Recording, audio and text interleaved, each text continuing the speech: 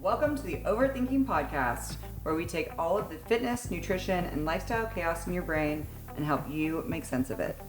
Today, we're tackling a topic that seems to stump a lot of people. Why does it seem like some people can eat more and still lose weight? And last week, we mentioned, or in episode 4, we mentioned high volume eating in the macros, metabolism, and myth, and we wanted to circle back and expand on this topic. But before we get going, let's play our favorite little game called This or That. Wow, we were not on it today, but yeah, we did not harmonize there. But No. Today's This or That is going to be, are you a legging front seam or no front seam type of gal? we're staring at each other because I want her to go first. Oh, you want me to go first? Yeah, she's very passionate about this topic, so I'd like her to start. So my peeve is that it's like every brand these days does no front seam. And I just want like the curved shape seam over the butt, but every single brand of legging that makes like the curved booty seam, like not a scrunch, but like the curved seam over the glutes, has no front seam, and it drives me crazy. Like, I don't know what type of coochie I have relative to everyone else, but it is not a no front seam coochie, I'll tell you what. Why are they not doing the physics homework to figure out why a front seam should fit in a V shape? Or cater to both. Like, surely there's like 50-50. Like, short labia, long labia, I don't know. More prone to camel toe or not? To camel toe? Maybe I'm prone to camel toe, but I feel like the front seam hides the camel toe. It feels protective. What's your take? I'm a little bit actually indifferent on this one. I became an underwear girly again for the first time in my entire life, like last year. And when I wear underwear under a no seam pant, which I'm wearing right now, I feel like I avoid the camel toe pretty well. However, if the even thought of wearing a seamless short without underwear is like Scary. basically putting your camel toe on display. Yeah. However, I do feel like, hot take, when you don't have a front seam and you are like well organized and everything looks fine, you kind of organized as opposed to like you don't have your shit organized. yeah, like if you have a camel toe, it's not well organized. Like when you're well organized and everything, is Sits right. sitting right, you look like a Barbie. Yeah. Like I grew up playing with Barbies, and there's no anatomical expression. So when I see women or humans wearing no seam, including myself, I feel... You feel like a Barbie. Like it looks like a Barbie. Yeah, that's fair. And do you think that that's like cutesy? I think it's just fine. It's an aesthetic? I really think it's a personal preference. Yeah. And my personal preference is just no camel toe. And whatever facilitates that, it's not because I don't like a camel toe. When someone lets their camel toe flag fly, I'm all for that. Here for it. It's just not my labia I'd like to display. I feel like it's fine at the gym. Like, I feel like safe at the gym, but the moment you leave the gym or you go to a gas station or the grocery store, you get looks. Talk about when you use chalk, like think of like your powerlifting days, and you had a camel toe and you had to like pinch the seam to pull it out of your camel toe, Yes. and you have these like two chalky fingerprints. You're like, I swear I'm not digging around. I'm just trying to But then reach shit. men go and scratch their balls whenever and wherever they would like. Yeah. So I'm gonna pull my camel toe out whenever I so choose. Yeah. Good topic. That's the inequality. I would love to hear what everyone else thinks, because there really is a huge polarity between some brands are hardcore seam and some brands are But hardcore goddamn it, Barbie. I feel misrepresented. I feel underrepresented by the lack of no front seam. Like Lululemon has it figured out because they've got the little gusset on the inside. Athleta, also great for the front seams. I have yet to meet a pair of no front seam leggings that doesn't make me immediately camel toe.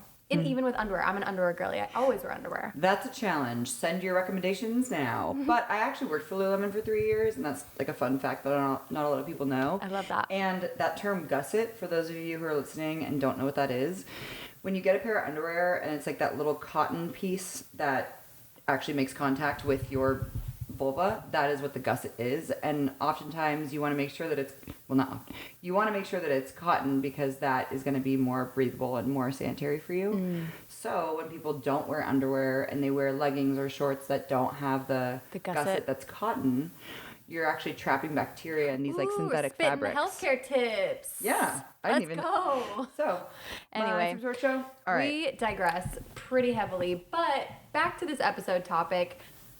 So today's topic is high volume eating and what this means in terms of like, can you lose weight while still eating more? Because I think people get really confused when a lot of coaches are out there saying we have to bring calories up, you have to get out of that low calorie deficit for so long, you got to stop yo-yo dieting.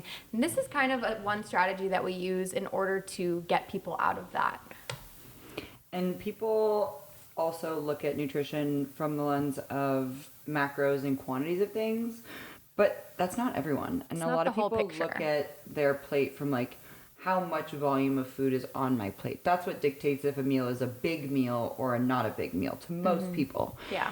If you're someone who's tracked macros for a long time, I could look at a massive plate with one Snickers bar and be like, well, Snickers aren't even that high in calories, but you know what I mean, right? They can be. One whole Snicker? Okay. I don't know how many calories are in it. Super-size Snicker bar, I know 300 calories. is like probably 400 or 500 calories. And that's like an average size meal for people. But if you look at that plate and it's one Snickers, you're like, that's a small meal. Yeah, but it's also not going to be fulfilling or satisfying. So you're ultimately going to have to go back for more, which ends up leading to more calories. And that's the trap that people fall in, is like, I had a meal. Well, what was it? It was a Snickers and a Mr. Pibb. Like, if you refer back to episode 2 where I talk about my story, I lived off Easy Mac and Mr. Pibb. So like those two in combination between the calories in the beverage, the calories in the mac and cheese is like 300-400 calories, which isn't going to do a lot for me. So I'm going to end up going back. Unfortunately, So we would consider that a low volume meal because you're getting a lot of calories for not a lot of volume of food, right? Yeah. The little Easy Mac, I could probably cut most of it in 2 hands. I could crush 10 Easy Macs easy. Because it's small and you're not chewing, and which it's we'll like get into. 10,000 calories later. Anyway, we digress again. The couple things that are really overlooked for satiety are protein, fiber, and also how we eat our food. And I do want to talk a little bit about food hygiene because chewing your food also helps with the release of our satiety hormones. But this episode is really important to us because Kelsey and I have come from different ends of the spectrum of Kelsey struggling to not eat enough food. I've always struggled with feeling full and being satiated. So this is going to be a great episode where we can give you actionable ways of keeping yourself full and also fueling your body appropriately. Yeah, and I think this is also important because so many women struggle with feeling hungry when on a diet and assume they always have to eat less or eat tiny portions and then end up either binge eating later or go into that yo-yo dieting trap, which is you spend, a couple weeks when you're super good and then you have a crash out where you eat a whole pizza because you're just sick of constantly starving. So, like you said, protein is often overlooked in this matter, and we want to show you how to make your meals bigger, more satisfying, and still aligned with your goals. So, Bree, kick us off with tell us what high volume eating is for you. I would love to. High volume eating is essentially choosing nutrient-dense, lower calorie foods that take up more space on your plate and your stomach so that you can feel more full. Even though you're not eating as many calories, you're eating and chewing more and more, which increases your ability to release leptin, which is your satiety hormone. Nutrient-dense versus energy-dense foods is the big distinction that we're going to make here. So nutrient-dense foods, think of like berries, things that are really colorful, things that have fiber in them, like sweet potatoes, oats, lots of micronutrients. Yeah, it's kind of what society deems as healthy foods. But like essential. But they're like micronutrients. And then we look over to calorie-dense foods, and those are the things that energy-dense foods. Same. What? Same. Energy dense and calorie dense are the same. Yes, same. So, and people look at energy dense foods as quote unquote bad foods, but we're going to teach you how to use strategies to use a blend of both so that 1, you can eat foods that you like to eat in the right portions that support your goals, and 2, create a plate that supports what you know about your own hunger signals. If you're listening to this and you're someone who constantly is struggling with cravings and in the pantry knuckle deep in the Oreos, you're someone who wants to look at adding more nutrient-dense foods. Lots of lean proteins, lots of vegetables, lots of fruits, whole grains, legumes. But the key here is adding. I think a lot of people get stuck in the scarcity mindset when you're trying to lose body fat and lose weight I can't have this, I can't have that, I can't have that. And I tell all my clients, okay, we may not be eating Twinkies and yo-yos, but we're going to be adding in, I want you adding in a handful of spinach with every single meal, a handful of berries with every single meal. I get my clients to buy as many leafy greens as they can keep fresh so that the more and more and more their food that they're eating and chewing. Yeah, and I think when you're doing things like that, like you're making it a point to add more good things into your diet, it gives you that freedom to go out to eat with your friends. It gives you freedom to have a couple alcoholic beverages because you kind of know that you're checking all the bases of what your body needs in order to feel good, in order to mentally feel good, that you have a new sense of freedom to like enjoy yourself. That doesn't mean like overdoing it, but you're aware of your choices. Think of it like a budget. We're going to go shopping. I have $2,000. In this economy? I have to buy an entire outfit. So you can prioritize which part of your outfit you want to spend the most money on. Yeah. Maybe I want to spend the most money on my purse, which is my carbs. So I'm going to I could either go to Louis Vuitton and buy one purse. For $2,000? One wallet, and I'm done with my budget, right? Sorry, you don't get to wear anything. Yeah. Or I can go to Nordstrom, get a nice purse, and still have enough left over for other things. Yeah. And I think that if you look at the high energy dense foods that you really enjoy, like if I'm somebody who, I love Rice Krispie treats. That's just, I love them. Nice. And they're not even that like energy dense per se, but I want to make room for those things. So instead of thinking, oh, I'm going to take away all of this food so that I can make room for this little Rice Krispie treat, I'm thinking the opposite. I'm actually thinking about how much volume can I put on my plate so that I'm so satiated that when I actually do have that little You're not eating the whole box. I'm not eating the whole box, and I'm satisfied actually after I have it. Yeah. Because that ravenous feeling that you have the moment you have a bite of sugar, there's a couple things that go on. It could be a physiological response, a psychological response. It could just be a behavior response. Like you're just used to having not one, you're used to having 6 at a time. Right. And this creates that freedom that you're talking about. Yep. I think there's a good note on restriction here too, because we've talked a little bit about how there's a scarcity mindset and then there's this more abundant mindset that we want to, nudge people into. Can you talk a little bit about maybe just the concept of restriction, how you've seen that? Yeah, I mean, we've all either been or have known a yo-yo dieter, which I think you have a personal story on that, but I think the constant restriction and not focusing enough on addition psychologically just feels awful, right? Like if you always say, I can't have cookies, you're going to want a fucking cookie that much more. Yep. If you constantly say, oh, I can't eat carbs, like you're going to want carbs. Like whatever you take off the table, you're going to want it that much more. Any mom out there knows their toddler is going to have a fucking meltdown if you say they can't have what they want.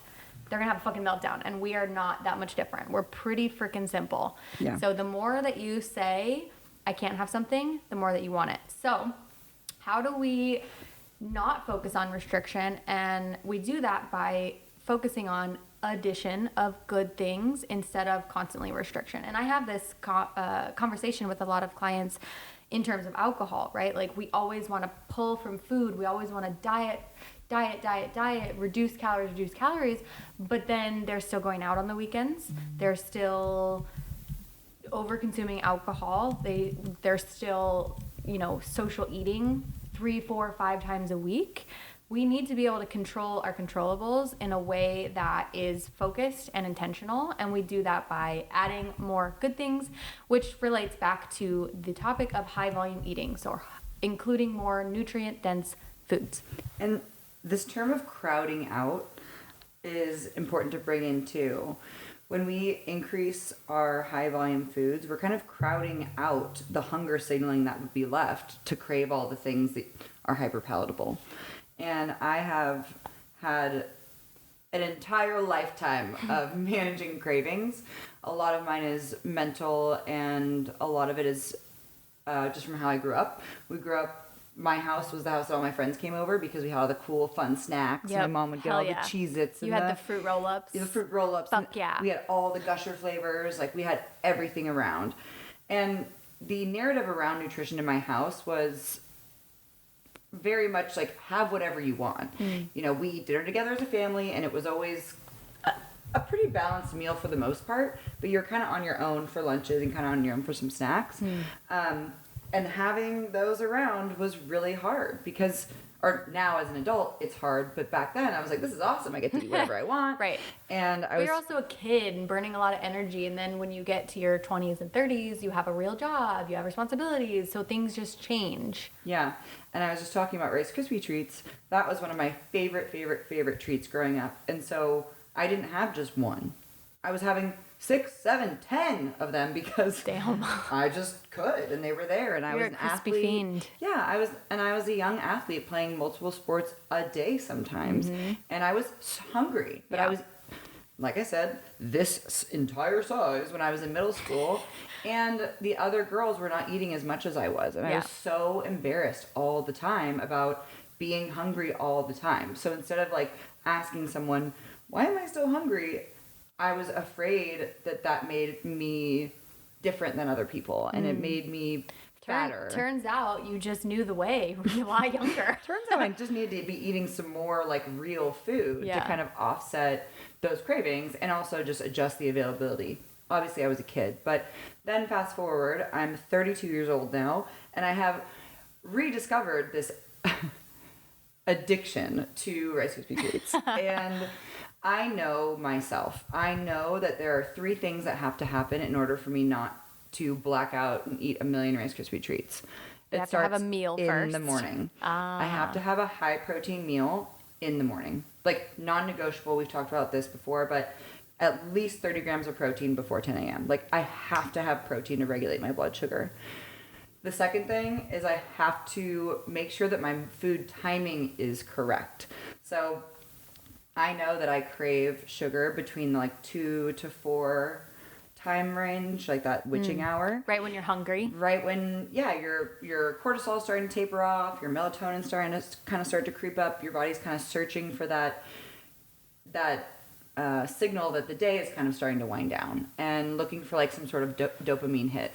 So I'll always crave a little bit of sugar there, but if I pre-plan and put a snack in place for myself, then the temptation is lower and then I can right-size that decision.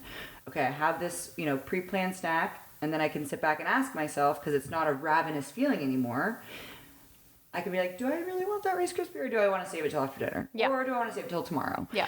And that gives me so much more freedom. The third thing is chewing my food well, and this is one thing that a lot of people miss out on, and it's like with the one thing I wish I could scream on the rooftops, is that digestion happens before the food even enters your mouth. So when you're thinking about food, you're starting to create some of those digestive enzymes, and the bile is starting to get activated in your gut. But then mechanical digestion, you put the bite in your mouth and you have to chew it all the way till smoothie-like consistency. And the reason is because your intestines are the length of a football field, and so this little bite of food is traveling down, and your gut lining is like absorbing it. But if you're just swallowing this like big hunk of food, and especially if you're eating high volume, you're going to miss out on some of that leptin release. So I've really leaned on high volume eating because now when I have those cravings, or now that I know that I have those cravings, I can really beef up my lunch. And a lot of people work through lunch. Lunch is really distracting, or a distracting time for them. So those are kind of the big takeaways. Really, if you're someone who struggles with cravings and you want to start eating high volume, just make sure you're chewing your food all the way too.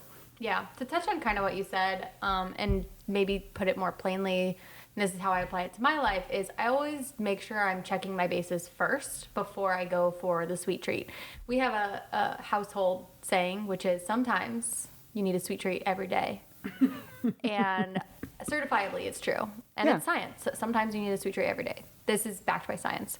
So the reason why this is, works for me and can work for other people is because I check the bases that I know that I need to do in order to feel fueled for my workouts, to feel fueled at work, to feel like I'm mentally with it, make sure my 2 brain cells are working, is I have to make sure that I'm having 3 to 5 servings of vegetables every day. I'm having a protein of some sort in all of my meals, including a snack. So that's usually 3 to 4 meals a day, which gets me around somewhere, if I had to track it, like 120 to 160 grams of protein total per day, which is pretty high, but it's not, at this point in my career and in my life, it's not hard to do. So if I have done all of those things, then I have no qualms about having a sweet treat. If, let's say, for example, let's flip the script. Let's say, for example, I skipped breakfast. I had a late lunch and I only had a California burrito. Mm-hmm. Okay, I'm hungry by dinner. Or I'm like hungry, but I'm like still kind of full from my California burrito. But I really want a sweet treat. It's 8 p.m., but I only had a California burrito. Do I have the sweet treat? Maybe, but I should probably get in another meal of protein, some veggies, then see if I want the sweet treat. Right, because if you look at a California burrito, which yum, super high in fat, super high in high in calorie. Well, yeah, super high in fat and therefore super high in calories. So you're like, oh man, this California burrito is pretty close to my caloric target. Yeah. But I'm super low on protein. You probably got like 30 grams of protein. Yeah. So in that scenario, you're like, oh, I really want a sweet treat. We all know in this podcast now that that's because 1, she's underfed on protein. 2, she's delayed when she had her first meal. And 3, eating a lot of fat just takes a long time to digest. So she is satiated, but she's used to having a meal or something to eat in the evening. Right. Or even just if you look at it from an absolute calorie, one California burrito, let's call it 1,200. We can fact check that later. Call it 1,200 for a California burrito. You eat the entire thing. Say it's 1,200. That's still significantly under what a normal person should be eating every day, especially if you're working out. So what would you do with those, say, 600 calories left? Okay, to make it a 1,800 calorie diet. I would first, because 600 calories is still a good chunk of calories left. I would make sure I was eating some sort of leafy green salad, call it a Cobb salad. You can have some ranch, you can have a bunch of different veggies. You put a little protein on there, maybe 4 to 5 ounces of chicken or something. And that's probably going to get you around 500 calories or so. And then you have, let's say this is your budget of 1,800. You have 100 calories left. You can have a sweet treat. That's 1, maybe 2 Trader Joe's mini ice cream cones. Boom, done, crushed. So you had not only California burrito and a sweet treat, but you also got in some more of those micros, that high volume eating that we're talking about. Yeah, and we also know that the thermogenic effect of food, which is a fancy term for just saying your body has to use calories, it has to use energy to break down food. And protein is a higher thermogenic effect food. So when you eat higher protein diet, you're actually burning more calories. So in that scenario, depending on what your goals are, I think what you did is perfect. It's okay, let's weigh out what's already happened. I've eaten, this many calories. And if you don't know, just literally type in California burrito into MyFitnessPal just to ballpark it. Yeah. And you can kind of look at the ratios of what you've already eaten. And if you're someone who's really focused on their goals right now, it would behoove you to try. Good word. Okay, bonus points if you can spell that. If you are someone who is urgently trying to change their body composition right now, then it does make a lot of sense for you to put that California burrito into MyFitnessPal and see what macros and calories you have left. You probably are going to have to eat a lot of protein. And if these goals matter to you, then that's what you'll do. And if you're somebody who is not super urgently trying to change their body right now, but they, want to honor a little bit more balance in their life, then maybe that isn't going to be something. What if someone, going to your example of urgent body composition goals, someone has California burrito and has, let's say, 100 grams left of protein to achieve in their day, but they only have so over many calories. How do you manage that? Do you keep them under that calorie, or is it more important for them to get the protein? Great question. I think, again, it depends on the goal, but for most of my clients, I would say try to stay within your calorie range as the priority. I would agree. With the secondary, it would be 1A and 1B. 1AB. Yeah, 1AB is make sure you're getting protein in, especially when we go out to eat. They never give us the right amount of portions. When you look at a plate, when you order out, your protein is maybe a fifth or a sixth of the plate, when in reality, we probably want it closer to a third of the plate. And so with the California burrito, love that example, love that food. I do think it is worth it to prioritize calories, and then if you have some food left over, give yourself a protein source just from the satiety standpoint, because if you're like, nah, I'm not going to do the protein, I'm just going to have the sweet treat, that little hunger signal might turn into a craving, and it also might turn into, if you have the propensity to be this type of person like me, it might turn into a binge episode that you can't pull yourself out of, and is only going to create this spiral effect into the days that come. Yeah. And that is where I actually think most people get stuck. It's not the one California burrito you have. It's the 7 days of guilt and shame and trying to it's the shame overtrain cycle. and undereat and do whatever you can to Make burn up it for off. what you already did. You made you had a California burrito. Was it delicious? Did you savor every last bite? Was it amazing? Awesome. Great. Love that for you. I love that for you. Now it's time to have some protein. Yep. So new day, pick it up back to where the plan wants you to be. Touching on what you were talking about was protein is queen. And we know that because it influences satiety. It influences how much muscle you're building from your workouts, how well you're recovering, and like we talked about in a previous episode, it's your metabolism insurance. Yes. So we talked about that in the macros, metabolisms, and myths episode. So framing that metabolism insurance, so how much muscle you have or how much skeletal muscle mass you have in your body composition is going to be like allow you to ultimately eat more calories long term.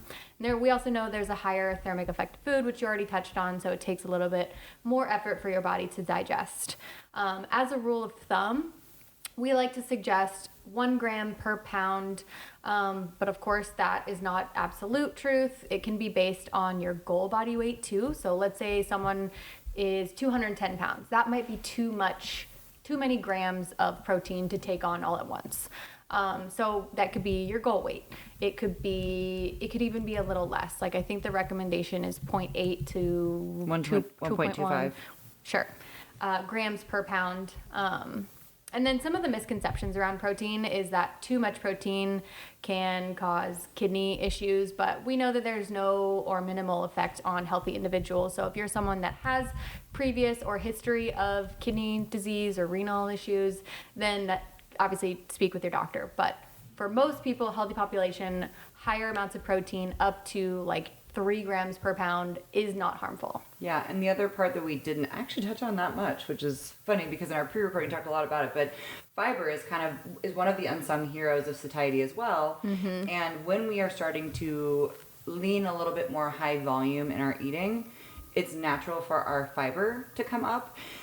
There's 2 different types of fiber, insoluble and soluble. I won't get into the weeds with that, but what fiber does is it helps remove toxins from the gut, number 1. It also helps you stay more satiated because the time it takes your body to just break those foods down is longer. And so a lot of the foods that we add in for high volume, like berries and greens and broccoli and all of those have fiber in them. So that's also going to help you stay full.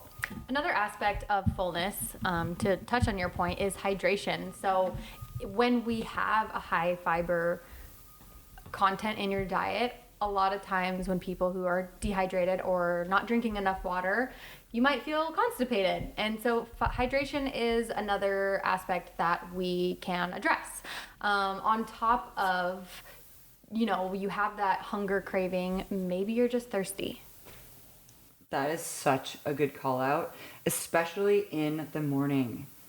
That is something that completely transformed my relationship to breakfast, actually, was making sure that I have at least 6 ounces of water first thing in the morning, because that's when you're the most dehydrated. Right. You've probably didn't have a ton of water before you went to bed. Unlike me, I just slam my 6 ounces of coffee. So most people don't drink a lot of water before bed because we don't want to wake up and go pee, right? So that's so many hours of water fasting, and then maybe you wake up, you go train, and then you have your first sip of water, and it's been like 18 hours. Yeah, right. We're not trying to do that. So definitely, It's another way to curb those cravings or like strong hunger cues where maybe you just start with a glass of water while you're making your breakfast and then see where you're at. My mom used to actually always say that to me. She would say, If you think you're hungry, have a sip of water first. Make sure you're not thirsty. Which is Water's like the duct tape of like food. Like duct tape kind of fixes everything. Yeah. Oh, well, you have a headache? Have you tried water? Yeah, are you angry? Okay. Have some water. Yes, 100%. Oh my God. Your lips suck, you're dehydrated. I get water hanger like nobody's business. Yeah. That's good to know. I definitely get like hangry, like food hangry, but like water hanger, oh man. That's good to know about yourself. Yeah. Yeah. That's why I carry around my 40-ounce water bottle literally everywhere. And then here's a couple other lifestyle habits that do reduce cravings. So we talked about hydration. Also, quality sleep is a huge one. Sleep deprivation increases your hunger signals. And I don't know if you've felt this way like on a travel day or whatever. I'm so hungry for sugar. And you want like fatty food too. Yeah, you want like that fast comforting food, California burrito. Yeah, your body's searching for that hit of dopamine when you have a bad night of sleep. So that's another thing. Or you're just physically tired and you don't want to make anything, which also makes sense. And your body it's hungry and it wants the quickest type of energy that you can give it. So glycemic index, the highest the glycemic index is, the quicker it is that your body can digest it, so then the quicker you get that big boost of fuel. But we know in a mixed meal that glycemic index doesn't really have a lot of weight. That's right. We had a big conversation about this. So touching on some of the high volume foods and high volume meals, like give us an example of what one of your favorite high volume meals is. I always keep some sort of leafy green in my refrigerator. And the pro tip is to put it in a big Tupperware with a paper towel in it. So then on the bottom and then on the top. And that helps the greens stay fresh and crunchy. Okay. So right now I have kale. So I usually start most of my meals with a bowl, a Tupperware, and I'll put a bunch of leafy greens in there. Kale is a little bit hard to break down. It's very like sulfury. I'm a kale girl. So to break it down a little bit, I'll squeeze some lemon juice on it, even for my meal prep, just to like let the acid break it down. So I'll do kale, some sort of other carbs, so like sweet potatoes, rice, white potatoes, starchier carb, whatever. Garbanzo beans. And garbanzo beans. I love a garbanzo bean. So that's next. Which, if you don't know, garbanzo beans and chickpeas are also the same.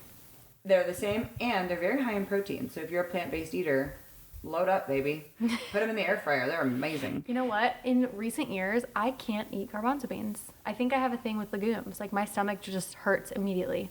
Mm-hmm. I know. It's really shitty. Have you reintroduced them without anything around? I haven't gotten to the place where I've taken them out yet. I just kind of suffer through the consequences. Your gut microbiome essentially, and don't quote me on this, but essentially like turns itself over. Like you have a new wave of bacteria in your gut every 6 to 8 weeks. And so when we do food elimination diets, fact check that. Yeah, we'll fact check it. When you every 6 to 8. So if you wanted to remove to see if something was aggravating your gut, you would take it out for a full 6 to 8 weeks, and then when you reintroduce it, you just reintroduce it in the morning, like when you haven't had anything. Like you do with babies. Babies do like elimination, or like when you have a baby, you introduce certain foods slowly, like lower allergenic foods first. We're just big kids. Basically, We're just we're babies. talking about today. Well, here we are again. We're toddlers.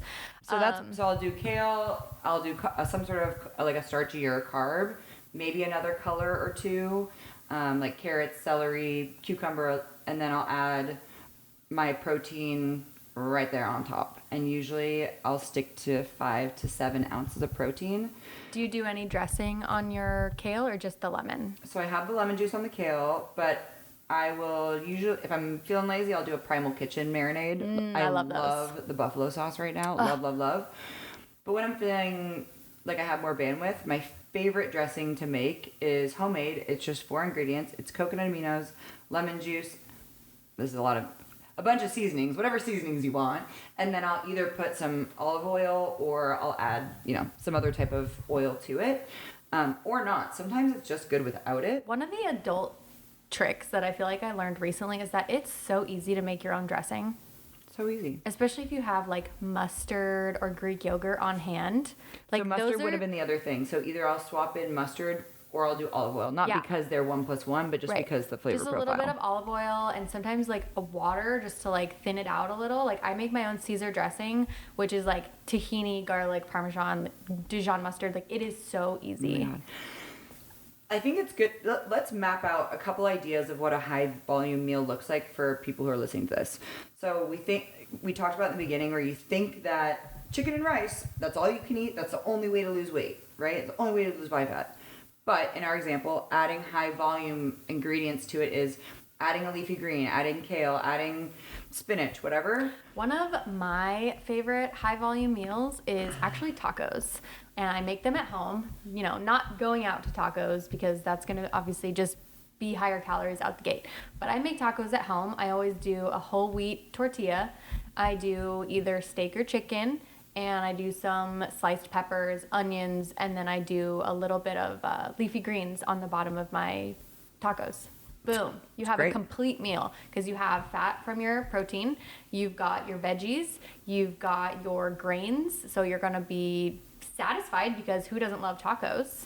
And it's going to be sitting in your stomach longer, so it's a win-win. Plus, if you have that as a meal, you're probably going to end up with a sweet treat at the end of the day, and that's a win for me, bud. And that does feel like it's the reward center is hitting. And if you love tacos, but you like the little like mini street tacos, no one said you couldn't just add another plate to your plate. Why not have multiple like you could have a side salad with all of those things. Great. Have your tacos with just your, you know, beef and onions and whatever, and then have a massive side salad. Yep. Load it all the way up. I can fill an entire salad bowl, like a family size, with calories that will fit my macros. Love that. Yeah. And we will end this episode with a meal prep hacks and creative snacks outro. So I'm going to rapid fire some of the things that have been really helpful for myself, and this is a list that Kelsey's helped me create as well. So meal prep hacks for busy people. Number 1, batch cook as much as you can. If you are cooking, make sure you are cooking a lot at once so that you don't have to spend a lot of time there.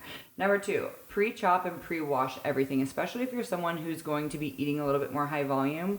You're going to be having more colorful foods like fruits and veggies, and they do require washing before you eat them. So just do that, like when you get back from the grocery store, wash and pre-chop everything. Next one, one pan, one pot or sheet pan meals, or crock pot, putting things in the air fryer. I think using one modality or just two versus like 13 things going at once, it just makes it chaotic. Yeah. Choose one or two, and especially the oven. Like, I don't want to babysit my food. Grab and go protein sources handy, so always having things on hand like hard-boiled eggs, Greek yogurt, canned tuna, salmon, mackerel, oats, deli meat, protein powder, even like buying rotisserie chicken and just having that whole bird in your refrigerator. And just the amount of times that I've taken some rotisserie chicken to the airport with me is a lot. Yeah. I'm not embarrassed about it at all. Not ashamed. Plain eating, that's a great episode. Plain eating. And then to pair with pre-cut veggies, rice cakes, fruit, just things that are really easy for you to make, kind of like what you would consider an adult Lunchable. Like a little bit of cheese. I love adult Lunchables. Yeah, a little bit of cheese. I even bought special boxes for adult Lunchables. Like a bento box? Yes. So like having a protein, because we know the protein box at Starbucks is really just a fat box. Yeah. You're like, oh, great, so much protein. It has literally 20 grams of protein. So make your own. Yeah. Last one is freezer-friendly meal prep. We always forget that these meal prep companies are literally making meals and just freezing them. You can do that on your own. And if you're someone who likes to go out and whatever, and you get to the end of the week and you still have a couple prepped meals left over, don't throw that away. Put it in the freezer so that you can pop it out for the next week. Yep. Or you can leave it in there for a couple weeks and refrigerate or heat it up when you're in a pinch. That was hard to say. And then I know people always ask about snacks. People ask us all the time, like, what are good snacks to have on hand? I actually am not really a snack person because I like to make my meals big enough that I just don't really feel snacky. However, if I'm having a really big meal that I'm not hungry to eat all the way, I'll just eat as much as I feel satisfied for, and then I'll just save the rest as my snack. So it sounds like what you're saying, meal prep doesn't have to be complicated, just a few small habits to set yourself up for success. And remember, eating more doesn't have to mean gaining more. It's about choosing the right foods to fuel your body. We would love it if you shared this with a friend who needs to hear this, and find us on Instagram at overt_thinking podcast so we can keep the conversation going. Until next time, stay strong, stay fierce, and we'll see you in the next episode.